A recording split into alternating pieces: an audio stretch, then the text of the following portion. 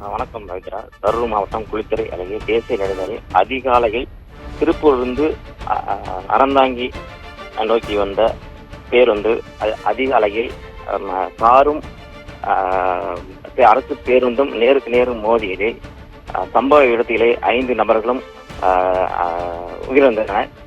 இது குறித்து சம்பவ இடத்தில் காவல்துறை கண்காணிப்பாளரும் மாவட்ட ஆட்சித்தலைவரும் நேரில் விசாரணை மேற்கொண்டு வருகின்றனர். முதல் கட்ட விசாரணையில் கோவை மாவட்டத்தைச் சேர்ந்த செல்வராஜ் என்பவர் அவரது கோயிலுக்கு சாமி கும்பிட செல்வதற்காக சென்றுள்ளனர். அதிகாலையில் 5 நபர்களும் காரில் திருச்சி நோக்கி வந்ததாக கூறப்படுகிறது. இது குறித்து காரில் செல்வராஜ், அவரது மனைவி கலையரசி, அவரது மகள் அகல்யா, மகன் அருண் ஆகியோர் ஒரத்தநாடு அருகே கீரையூர் அக்னீஸ்வரர் கோயில் சாமி கும்பிட்டு காரில் இருந்து வந்ததாக கூறப்படுகிறது.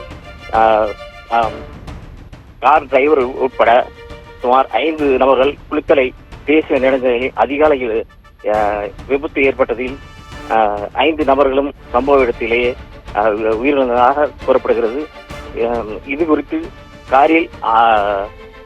காரும் பேருந்தும் அடியில் மாட்டிக்கொண்டதால் 1 மணி நேரம் போராடி உடலை மீட்டு அரசு மருத்துவமனையில் உடற்கூறு ஆய்வுக்காக அனுப்பி வைக்கப்பட்டது குறிப்பிடத்தக்கது.